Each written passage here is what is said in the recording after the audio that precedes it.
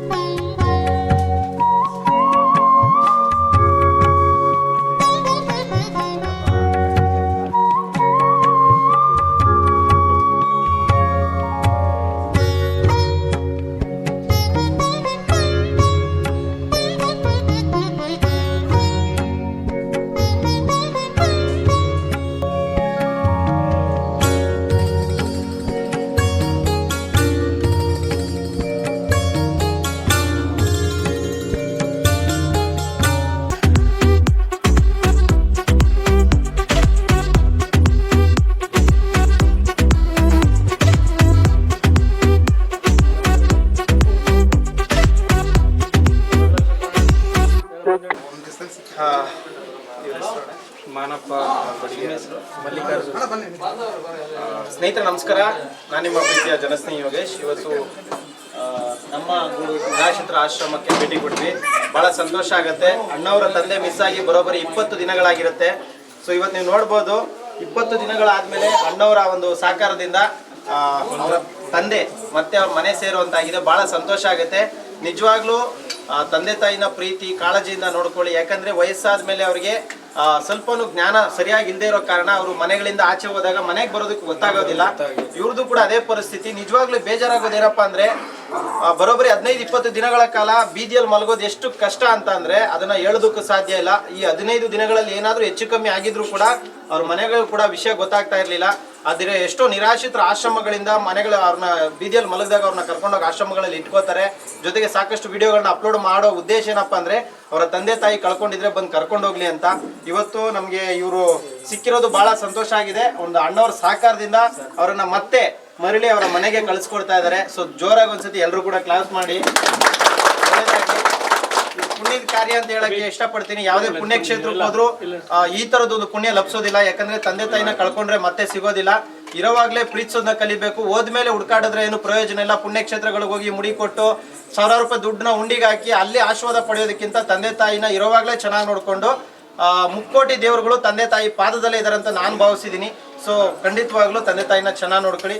ನಿಮ್ಮ ಕಡೆಯಿಂದ ಇವತ್ತು ಅವ್ರಿಗೆ ಸಿಕ್ಕಿದ್ದಕ್ಕೆ ನಿಮ್ಗೆ ಹೃದಯಪೂರ್ವಕವಾಗಿ ಧನ್ಯವಾದಗಳು ಸರ್. ಎಷ್ಟು ದಿನಗಳಾಗಿತ್ತು ಮಿಸ್ ಆಗಿ? ಎಲ್ಲೆಲ್ಲಿ ಹುಡುಕಾಟ ನಡೆಸಿದ್ರಿ? ನಾವು ತಮಿಳುನಾಡು ಕಡೆಗೆ ಅತ್ತಿಬೆಲೆ CCTV ನಲ್ಲಿ ರೆಕಾರ್ಡಿಂಗ್ ಓಪನ್ ಮಾಡಿಸಿದ್ವಿ. ಅಲ್ಲಿಂದ ನಮ್ಗೆ ಫುಟೇಜ್ ಮುಂದ್ಗಡೆ ಓಪನ್ ಆಗಿ ಅಂದ್ರೆ ಯಾವ ಕಡೆ ಹೋಗಿದ್ದಾರೆ ಅಂತ ಗೊತ್ತಾಗಿರ್ಲಿಲ್ಲ. ಆ ಕಡೆ ತಮಿಳುನಾಡುವರೆಗೂ ಹೋಗಿ ಬಂದ್ವಿ. ಈ ಕಡೆ ಆನೇಕಲ್ಲು, ಸರ್ಜಾಪುರ ಹತ್ತತ್ರ ಹೊಸಕೋಟೆ, ವೈಟ್ ಫೀಲ್ಡ್ ವರ್ಗು ಹೋಗಿದ್ವಿ. ಈ ಕಡೆ ಆನೇಕಲ್ಲಿಂದ ಇಲ್ಲಿ ಒಳಗಡೆ ಸಿಕ್ಕಿದ್ರು ನಮ್ಗೆ ಅಲ್ಲಿ. ಇವಾಗ ಪ್ರಶ್ನೆ ಸರ್, ತಂದೆನ ನೀವು 15 ದಿವಸ ಕಳ್ಕೊಂಡ್ರಲ್ಲ, ಇದ್ದಾಗ ಹೇಗಿರುತ್ತೆ ಪರಿಸ್ಥಿತಿ, ಅವ್ರು ಕಳ್ಕೊಂಡ ಮೇಲೆ ಏನ್ ಅನ್ನಿಸ್ತು ತಮ್ಗೆ? ಊಟನೂ ಮಾಡಕ್ಕಾಗಿಲ್ಲ ಅಣ್ಣ ಸರಿಯಾಗಿ. ಅದೇ ಯಾಕೆ? ತಂದೆ ತಾಯಿ ಈಗ ನೀವು ಇರೋವಾಗ ಕೇರಿಂಗ್ ಆಗಿ ನೋಡ್ಕೊಂಡಿರ್ತೀರಾ ಇಲ್ವೋ ನನಗೆ ಗೊತ್ತಿಲ್ಲ, ಆದ್ರೆ ಒಂದು 15 ದಿವಸ ಅವ್ರು ಕಳೆದೋಗಿದ್ರು, ಎಲ್ಲಿ ಮಲಗಿದ್ದಾರೆ, ಯಾವ ಪರಿಸ್ಥಿತಿಯಲ್ಲಿ ಇದ್ದಾರೆ ಅಂತ ನಿಮ್ಗೆ ಗೊತ್ತಿರ್ಲಿಲ್ಲ. ಆದ್ರೆ ಅವ್ರು ಸಿಕ್ಕಿದ ನಂತರ ನಿಮ್ಗೆ ಏನ್ ಅನಿಸ್ತಾ ಇದೆ? ಅವ್ರು ಕಳ್ಕೊಂಡು ನೀವೆಷ್ಟು ವೇದನೆ ಅನುಭವಿಸಿದೀರಾ? ಕಳ್ಕೊಂಡಾಗಣ ಅವ್ರು ಬಿಟ್ಟು ಒಂದು ಊಟ ಮಾಡ್ಬೇಕಾದ್ರು ನಮಗೆ ನೆನಪಾಗ್ತಾ ಇತ್ತು, ನಮ್ಮ ತಂದೆಯವ್ರಿಗೆ ಬಿಟ್ಬಿಟ್ಟು ನಾವು ಊಟ ಮಾಡ್ತಿದ್ದೀನಲ್ಲ ಅಂತ ಹೇಳ್ಬಿಟ್ಟು. ನಮ್ಮ ತಾಯಿಯವರು ಮನೆಯಲ್ಲಿ ಸರಿಯಾಗಿ ಊಟ ಮಾಡಿಲ್ಲ, ನಮ್ಮ ಅಕ್ಕದ್ರು ನೆನೆಸ್ಕೊಂಡ್ರೆ ಕಣ್ಣೀರು ಹಾಕ್ತಾ ಇದ್ದಾರೆ. ಅಣ್ಣರ ಹತ್ರ ಬಂದ್ಬಿಟ್ಟು ನಾವು ರಿಕ್ವೆಸ್ಟ್ ಮಾಡ್ಕೊಂಡು ಹೋಗಿದ್ವಿ ಮೊನ್ನೆ, ಅಣ್ಣ ಈ ತರ ಸಿಕ್ಕಿದ್ರೆ ನಮ್ಮ ತಂದೆಯವರು ಕಳೆದು ಹೋಗಿದ್ದಾರೆ, ಎಲ್ಲಾದ್ರೂ ನೋಡಿ ಅಂತ ಹೇಳ್ಬಿಟ್ಟು. ಅವ್ರು ನಮಗೆ ಇಂಥಲ್ಲಿದ್ದಾರೆ ಅಂತ ಹೇಳ್ಬಿಟ್ಟು ಪತ್ತೆ ಹಚ್ಚಿ ಅವರಿಂದ ನಮಗೆ ಸಿಕ್ಕಿದ್ರು. ಎಲ್ಲೂ ಕಳೆದು ಹೋಗಿರ ಇನ್ಮೇಲೆ ತುಂಬಾ ಚೆನ್ನಾಗಿ ಕೇರಿಂಗ್ ಆಗಿ ನೋಡ್ಕೊಂತಾರೆ. ನಿಮ್ಮ ಮನೆಯವ್ರಿಗೆ ಗೊತ್ತಾ ಇವಾಗ ಸಿಕ್ಕಿರೋದು? ಇವರು ಸಿಕ್ಕಿರೋದು ಹೇಳಿದ್ದೀನಿ. ನಮ್ಮ ಅಮ್ಮ ತುಂಬಾ ಖುಷಿಯಾಗಿದ್ದಾರೆ. ಅದು ಸಂಕ್ರಾಂತಿ ಹಬ್ಬದ ದಿನ ಇವ್ರ ಕಡೆಯಿಂದ ಇವತ್ತು ನಮ್ಗೆ ಸಿಕ್ಕಿರೋದು ತುಂಬಾ ಖುಷಿ. ಅವರು ಟೈಟಲ್ ಅಂದ್ರೆ ಅವರ ಹೆಸರೇ ಎಷ್ಟು ಚೆನ್ನಾಗಿದೆ, ನಮ್ಮಗೂಡು ನಿರಾಶ್ರಿತರ ಆಶ್ರಮ ಅಂತ ಹೇಳಿ. ನಮ್ಮಗೂಡು ಅಂದ್ರೆ ನಮ್ಮ ಮನೆ, ನಮ್ಮ ಕುಟುಂಬ ಅನ್ನೋ ರೀತಿಯಲ್ಲಿ ಅದು ಹೇಳ್ತಾ ಇರೋದು. ಸೊ ಯಾರೇ ಬೀದಿಯಲ್ಲಿ ಮಲಗಿದ್ರು, ಅನಾಥರಾಗಿದ್ರು, ನಿರ್ಗತಿಕರಾಗಿದ್ರೆ ಅವರನ್ನ ನಮ್ಮ ಮನೆಯವರು ಅಂತ ಭಾವಿಸುವಂತ ಒಂದು ಒಳ್ಳೆಯ ಗುಣದಿಂದ ಈ ಒಂದು ನಿರಾಶ್ರಿತರ ಆಶ್ರಮವನ್ನು ಶುರು ಮಾಡಿದರೆ. ಇವತ್ತು ಸಂಕ್ರಾಂತಿ ಹಬ್ಬ ಆಗಿರೋದ್ರಿಂದ ಇವತ್ತು ವಿಶೇಷವಾಗಿ ಒಂದು ಅದ್ಭುತವಾದಂಥ ಕೆಲಸ, ತಂದೆ ಮಗನನ್ನ ಒಂದು ಮಾಡಿ ಇಡೀ ಕರ್ನಾಟಕದಲ್ಲಿ ಒಂದು ಬೇರೆ ರೀತಿಯಲ್ಲಿ ಒಂದು ಸಂಕ್ರಾಂತಿ ಹಬ್ಬವನ್ನ ಇವರು ಇವತ್ತು ಆಚರಣೆ ಮಾಡ್ತಾ ಇದ್ದಾರೆ. ಅಂದ್ರೆ ಸೆಲೆಬ್ರೇಟ್ ಮಾಡಕ್ ಆಗ್ತಿರ್ಲಿಲ್ಲ, ನಮ್ಮ ತಂದೆ ಇಲ್ಲ ಅಂದ್ರೆ ಇವತ್ತು ನಾನು ಸಂಕ್ರಾಂತಿ ಮಾಡ್ತಿರ್ಲಿಲ್ಲ. ಇವತ್ತು ನಿಮ್ಗೆ ಬಿಟ್ಟು ಊಟ ಮಾಡ್ತಿದ್ದೀನಲ್ಲ ಅನ್ನೋ, ಎಲ್ಲಿದ್ದಾರೋ ಹೆಂಗಿದಾರೋ ಅನ್ನೋದು ಅದು ಒಂದು ತಲೆಯಲ್ಲಿ ಬಂದ್ಬಿಟ್ರೆ ನಾನು ಮಲಗಿರೋ ನಿದ್ದೆಗಳಲ್ಲಿ ನಾನು ಎಚ್ಚರ ಕುತ್ಕೊಂಡ್ಬಿಡ್ತಿದ್ದೆ. ನಾನು ಸ್ವಲ್ಪ ಹುಡುಕ್ತಾ ಇರೋ ಜಾಗ ಎಲ್ಲಿ ಎಲ್ಲಾ ಕಡೆ ಹುಡುಕಿದೀವಿ, ಆದ್ರೆ ಅಣ್ಣವರಿಂದಾನೇ ಸಿಗ್ಬೇಕು ಅಂತ ಇತ್ತೇನೋ. ಸ್ವಲ್ಪ ಒಳ್ಳೇದಾಗ್ಲಿ. ಸ್ನೇಹಿತರು ನಮಸ್ಕಾರ, ನಾನು ನಿಮ್ಮ ಪ್ರೀತಿಯ ಜನಸ್ನೇಹಿ ಯೋಗೇಶ್. ಇವತ್ತು ವಿಶೇಷವಾಗಿ ನಾನು ನಮ್ಮಗೂಡು ನಿರಾಶ್ರಿತರ ಆಶ್ರಮ ಉದ್ಘಾಟನಾ ಸಮಾರಂಭಕ್ಕೆ ಬಂದಿದ್ದು ಬಹಳ ಸಂತೋಷ ಆಯಿತು. ನಿಜವಾಗ್ಲೂ ಖುಷಿ, ಒಂದು ಕಡೆ ತುಂಬ ಖುಷಿ ಆಗ್ತಾ ಇದೆ. ಯಾಕಂತ ಹೇಳಿದ್ರೆ ಬೀದಿಯಲ್ಲಿ ಮಲಗೋರ ಸಂಖ್ಯೆ ಕಮ್ಮಿ ಆಗ್ತಾ ಇದೆ. ಕಾರಣ ಏನಂತ ಹೇಳಿದ್ರೆ ನಿರಾಶ್ರಿತರುಗಳಿಗಾಗಿ ಸಾಕಷ್ಟು ಜನ ತಮ್ಮ ಜೀವನವನ್ನು ಪಣ ಇಟ್ಟು ಆಶ್ರಮಗಳನ್ನ ಶುರು ಮಾಡಿ ತಂದೆ ತಾಯಿ ರೀತಿಯಲ್ಲಿ ನೋಡ್ಕೊಳ್ಬೇಕು ಅಂತ ಹೇಳಿ ಒಂದು ಆಶ್ರಮವನ್ನು ಶುರು ಮಾಡಿದ್ದಾರೆ ಅಣ್ಣವರು. ಮೊದಲನೇದಾಗಿ ಅಣ್ಣವ್ರಿಗೆ ಧನ್ಯವಾದಗಳನ್ನ ತಿಳಿಸಕ್ಕೆ ಇಷ್ಟಪಡ್ತೀನಿ. ಇನ್ನೊಂದು ಕಡೆ ಬೇಜಾರು ಏನಪ್ಪ ಅಂತ ಹೇಳಿದ್ರೆ, ಹಿಂದೆ ಒಂದು ಕಾಲ ಇತ್ತು, ಎಲ್ಲ ಊರುಗಳಲ್ಲಿ ದೇವಸ್ಥಾನ ಕಟ್ಟೋದ್ರ ಬಗ್ಗೆ ಚಿಂತನೆ ನಡೀತಾ ಇತ್ತು. ಬಟ್ ಇವತ್ತಿನ ಕಾಲದಲ್ಲಿ ಈ ಒಂದು ಕಲಿಯುಗದಲ್ಲಿ ಅನಾಥಾಶ್ರಮಗಳು ಜಾಸ್ತಿ ಆಗ್ತಾ ಇದೆ. ನನ್ನ ಪ್ರಕಾರ ಅನಾಥಾಶ್ರಮಗಳು ಕಮ್ಮಿ ಆಗಬೇಕು, ತಂದೆ ತಾಯಿನ ಗೌರವದಿಂದ ಕಾಣಬೇಕು. ಕೊನೆ ಪಕ್ಷ ತಂದೆ ತಾಯಿದನ್ನ ಮನೆಯಿಂದ ಆಚೆ ಆಗ್ದಂಗೆ ಪ್ರೀತಿಯಿಂದ ನೋಡ್ಕೊಳ್ಬೇಕಂತ ಮನಸ್ಫೂರ್ತಿಯಾಗಿ ಬೇಡ್ಕೊಳ್ತೀನಿ ಎಲ್ಲರ ಹತ್ರ. ಯಾಕಂತ ಹೇಳಿದ್ರೆ ನಾವು ಅನಾಥಾಶ್ರಮಗಳನ್ನ ಶುರು ಮಾಡಿರ್ಬೋದು, ಇವತ್ತು 100-200 ಜನನ ನಾವು ಊಟ ಕೊಟ್ಟು ಬಟ್ಟೆ ಕೊಟ್ಟು ನೋಡ್ಕೊಳ್ತಿರ್ಬೋದು. ಬರೀ ಕೇವಲ ಅನಾಥಾಶ್ರಮ ನಡೆಸೋ ಪ್ರತಿಯೊಬ್ಬರಿಗೂ ಒಂದೇ ಒಂದು ಏನಂತ ಹೇಳಕ್ ಇಷ್ಟಪಡ್ತೀನಿ ಅಂದ್ರೆ, ಊಟ ಕೊಡ್ಬೋದು, ಬಟ್ಟೆ ಕೊಡ್ಬೋದು, ಮೆಡಿಸಿನ್ ಕೊಡ್ಬೋದು, ಮನಿಕಣಕ್ಕೆ ಜಾಗ ಕೊಡ್ಬೋದು. ನೆಮ್ಮದಿನ ಯಾವ ಆಶ್ರಮದವರು ಕೊಡೋದಕ್ಕೆ ಸಾಧ್ಯ ಇಲ್ಲ. ಹಾಗಾಗಿ ತಂದೆ ತಾಯಿನ ಗೌರವದಿಂದ ಕಾಣಿ. ಇವತ್ತು ನಿಜವಾಗ್ಲೂ ನಮ್ಮಗೂಡು ನಿರಾಶ್ರಿತರ ಆಶ್ರಮ ಇಲ್ಲಿ ಓಪನ್ ಆಗಿರೋದಕ್ಕೆ ಬಹಳ ಸಂತೋಷ ಇದೆ. ಯಾಕಂದ್ರೆ ಬೀದಿಯಲ್ಲಿ ಸಾಕಷ್ಟು ಜನ ಮಲಗ್ತಾ ಇದ್ದಾರೆ, ಚಳಿ ಗಾಳಿ ಎಂದೇ ಎಷ್ಟೋ ಜನ ಅನಾಥ ಶವಗಳಾಗಿ ಸಾಯ್ತಾ ಇದ್ದಾರೆ. ಅಂಥ ವ್ಯಕ್ತಿಗಳಿಗೆ ಮುಕ್ತಿ ನೀಡುವಂಥ ಕೆಲಸ, ಜೊತೆಗೆ ಅವ್ರಿಗೊಂದು ಊಟ ಕೊಟ್ಟು ಬಟ್ಟೆ ಕೊಟ್ಟು ಸಲಹೋದು ಅಷ್ಟು ಸಾಧಾರಣವಾದ ವಿಚಾರ ಅಲ್ಲ. ಯಾಕಂದ್ರೆ ನಾನು ಸಾಕಷ್ಟು ವರ್ಷಗಳಿಂದ ಸಮಾಜ ಸೇವೆಯಲ್ಲಿ ಕೆಲಸ ಮಾಡ್ತಿರೋದ್ರಿಂದ ಎಲ್ಲರೂ ಅನ್ಕೊಂಡಿರ್ತೀರಾ ಅನಾಥಾಶ್ರಮ ಶುರು ಮಾಡಿದ ತಕ್ಷಣ government fund, MLA fund, MP fund ಅಥವಾ ಸರ್ಕಾರದಿಂದ ಅಥವಾ ಯಾವುದೋ ವಿದೇಶಗಳಿಂದ ಫಂಡ್ ಬರುತ್ತೆ ಅಂತ. ನನ್ನ ಪ್ರಕಾರ ನಾನು ತಿಳ್ಕೊಂಡಿರೋದು ಹೇಳ್ತಾ ಇದ್ದೀನಿ, ಯಾವ ಆಶ್ರಮಗಳಿಗೂ ಯಾವುದೇ ಫಂಡ್ ಬರೋದಿಲ್ಲ. ಎಲ್ಲ ಕರ್ನಾಟಕದ ಜನರ ಆಶೀರ್ವಾದದಿಂದನೇ ಈ ಒಂದು ಆಶ್ರಮಗಳು ನಡೀತದೆ. ಆಟೋ ಓಡಿಸೋರು, ಟ್ಯಾಕ್ಸಿ ಓಡಿಸೋರು, ಸಣ್ಣ ಪುಟ್ಟ ಕೂಲಿ ಕಾರ್ಮಿಕರು ಅನಾಥಾಶ್ರಮಗಳಿಗೆ ಬೇಕಾದಂಥ ಸಾಮಗ್ರಿಗಳನ್ನ ತಂದು ಕೊಡೋದ್ರಿಂದ ನಿರಾಶ್ರಿತರು ಎಂಬ ದೇವ್ರ ಮಕ್ಕಳನ್ನ ನಾವೆಲ್ಲ ನೋಡ್ಕೊಳ್ಳೋದಕ್ಕೆ ಪ್ರಯತ್ನ ಪಡ್ತಿದ್ದೀವಿ ಅಷ್ಟೇ. ಸೊ ನಿಮ್ಮೆಲ್ಲರ ಸಹಕಾರ ಪ್ರೀತಿ ಹೇಗೆ ನನ್ನ ಮೇಲೆ ನೀವು ತೋರಿಸಿದ್ದೀರೋ ಹಾಗೆ ಅಣ್ಣವ್ರ ಮೇಲೂ ತೋರಿಸಿ ಇನ್ನೊಂದಷ್ಟು ಜನ ನಿರಾಶ್ರಿತರಿಗೆ ಅವ್ರ ಆಶ್ರಯ ಕೊಡುವಂಥ ಶಕ್ತಿಯ ಭಗವಂತ ಕರುಣಿಸ್ಲಿ. ನಿರಾಶ್ರಿತರ ಸಂಖ್ಯೆ ಈ ಭೂಮಿ ಮೇಲೆ ಕಮ್ಮಿ ಆಗಲಿ. ಯಾಕಂತ ಹೇಳಿದ್ರೆ ಭಾಳ ಬೇಜಾರಾಗುತ್ತೆ. ನಾನು ರಕ್ತ ಸಂಬಂಧಿಗಳಿಗಿಂತ ರಸ್ತೆ ಸಂಬಂಧಿಗಳನ್ನ ತುಂಬ ಇಷ್ಟಪಡ್ತೀನಿ. ಯಾಕಂದ್ರೆ ರಕ್ತ ಸಂಬಂಧಿಗಳು ಯಾವತ್ತೂ ಕಷ್ಟ ಸುಖಕ್ಕೆ ಬರೋದಿಲ್ಲ. ರಸ್ತೆ ಸಂಬಂಧಿಗಳು ಅಂದ್ರೆ ಇವತ್ತು ಗೊತ್ತಿಲ್ದಿರೋ ವ್ಯಕ್ತಿ ಕೂಡ ನಮಗೆ ಸಹಾಯ ಮಾಡೋದಕ್ಕೆ ಮುಂದೆ ಬರ್ತಾ ಇದ್ರೆ ಅಂದ್ರೆ ಅವರೇ ರಸ್ತೆ ಸಂಬಂಧಿಗಳು ಅಂತ ನಾನು ಹೇಳಕ್ ಇಷ್ಟಪಡ್ತೀನಿ. ಇವತ್ತು ಕರ್ನಾಟಕದ ಎಲ್ಲ ನನ್ನ ಹೃದಯ ಸ್ನೇಹಿತರಿಗೆ, ನನಗೆ ಸಹಾಯ ಮಾಡ್ತಿರೋಂಥವ್ರಿಗೆ, ಈ ಕರ್ನಾಟಕದ ಎಲ್ಲ ನನ್ನ ಅಣ್ಣಂದಿರಿಗೆ, ಅಕ್ಕಂದಿರಿಗೆ, ತಾಯಂದಿರಿಗೆ ಕೇಳ್ಕೊಳ್ಳೋದಿಷ್ಟೇ, ದಯವಿಟ್ಟು ನಿರಾಶ್ರಿತರ ಆಶ್ರಮಗಳಿಗೆ ನಿಮ್ಮ ಕೈಲಾದಂಥ ಸಹಕಾರ, ಪ್ರೀತಿ, ಆಶೀರ್ವಾದ ಮಾಡಿ ಅಂತ ಮನಸ್ಫೂರ್ತಿಯಾಗಿ ಬೇಡ್ಕೊಳ್ತೀನಿ. ಅಣ್ಣ ಒಳ್ಳೇದಾಗಲಿ, ಆಲ್ ದ ಬೆಸ್ಟ್. ಇವತ್ತು ಹೇಳಿದ್ರಿ ನೀವು ಒಂದಷ್ಟು ಜನ ಇದ್ದಾರೆ ಇಲ್ಲಿ, ಎಷ್ಟು ಕಷ್ಟ ಇದೆ ಅನ್ನೋದನ್ನ ನಾನು ಕೂಡ ಕಂಡಿದ್ದೀನಿ, ಅನುಭವಿಸ್ತಾ ಇದ್ದೀನಿ ಪ್ರತಿದಿನ. ಒಂದು ಏನು ಹೇಳ್ಬೇಕಂದ್ರೆ, ಯಾರು ಮಾಡೋಕ್ಕಾಗದೇ ಇರುವಂಥ ಕೆಲಸನ ನೀವು ಆಯ್ಕೆ ಮಾಡ್ಕೊಂಡಿದ್ದೀರಾ.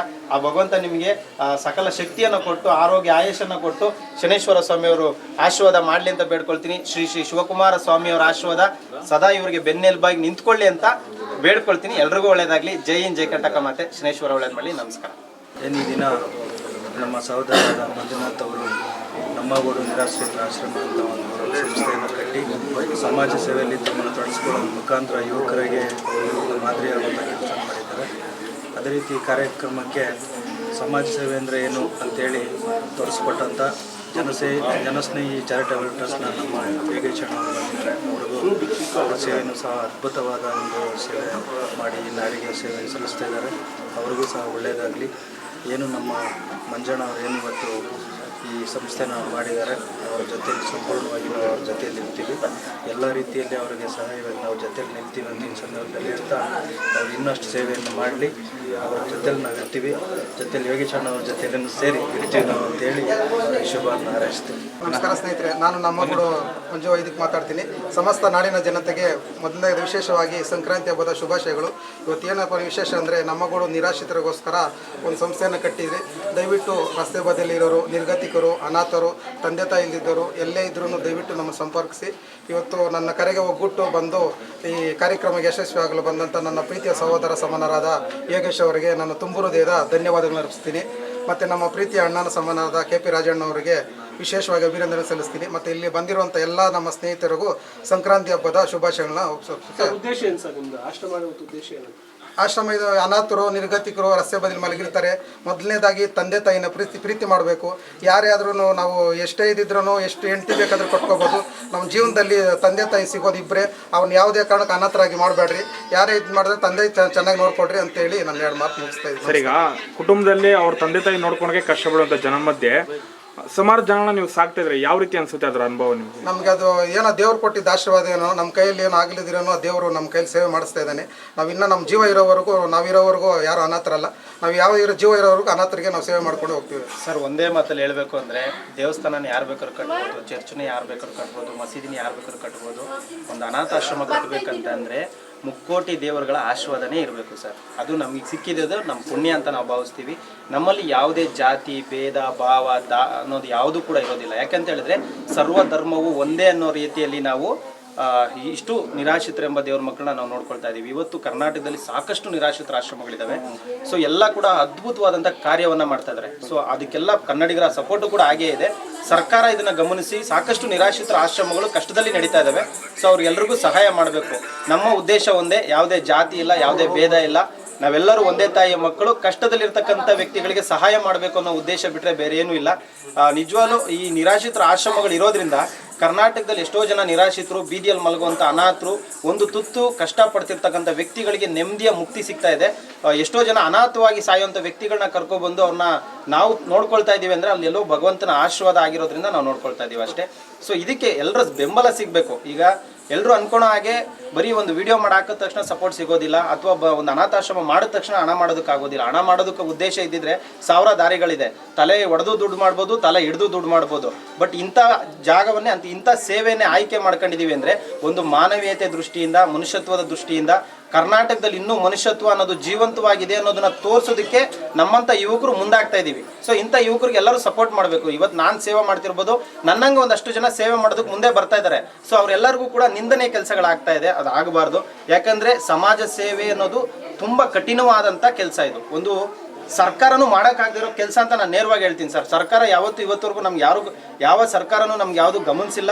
ನಮಗೆ ಈಗ ಉದಾಹರಣೆಗೆ ಹೇಳ್ಬೇಕಂದ್ರೆ ಬೇರೆ ಕಂಟ್ರಿಗಳಲ್ಲಿ, ಬೇರೆ ದೇಶಗಳಲ್ಲಿ ನಾವು ಮಾಡುವಂಥ ಸಮಾಜ ಸೇವೆಯನ್ನೇನಾದರೂ ಅಲ್ಲಿ ಮಾಡಿದಿದ್ರೆ ಅವ್ರು ಕೊಡ್ತಾ ಇದ್ದಂಥ ಬೆಂಬಲನೇ ಬೇರೆ ಇತ್ತು. ಇವತ್ತು ಕರ್ನಾಟಕದಲ್ಲಿ ಅದು ಸಿಗ್ತಾ ಇಲ್ಲ. ಆದರೆ ಕನ್ನಡಿಗರ ಆಶೀರ್ವಾದ ಇದೆ, ಕನ್ನಡಿಗರ ಸಹಾಯ ಇದೆ, ಕನ್ನಡಿಗರ ಸಹಕಾರ ಇದೆ. ಸೊ ಪ್ರತಿಯೊಬ್ಬರು ಸಹಾಯ ಮಾಡ್ತಿರೋದ್ರಿಂದ ಇವತ್ತು ನಿರಾಶ್ರಿತರ ಆಶ್ರಮಗಳಲ್ಲಿ ಎಷ್ಟೋ ಜನ ನೆಮ್ಮದಿಯಾಗಿ ಊಟ ಮಾಡ್ತಾ ಇದ್ದಾರೆ, ನೆಮ್ಮದಿಯಾಗಿ ಮಲಗಿದ್ದಾರೆ. ನಮ್ಮ ಕಾಯಕವನ್ನು ನಾವು ನಿಲ್ಲಿಸೋದಿಲ್ಲ ಸರ್. ನಮ್ಮ ಉಸಿರಿರೋವರೆಗೂ ನಮ್ಮ ಸೇವೆ ಮುಂದುವರಿಯುತ್ತೆ.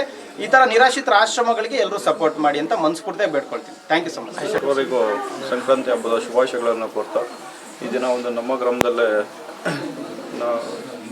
ನಮ್ಮ ಗೂಡು ನಿರಾಶ್ರಿತ ಆಶ್ರಮವನ್ನು ನಮ್ಮ ಸ್ನೇಹಿತರಾದ ಮಂಜಣ್ಣವರು ಈ ದಿನ ಸ್ಥಾಪನೆಯನ್ನು ಮಾಡಿದ್ದಾರೆ.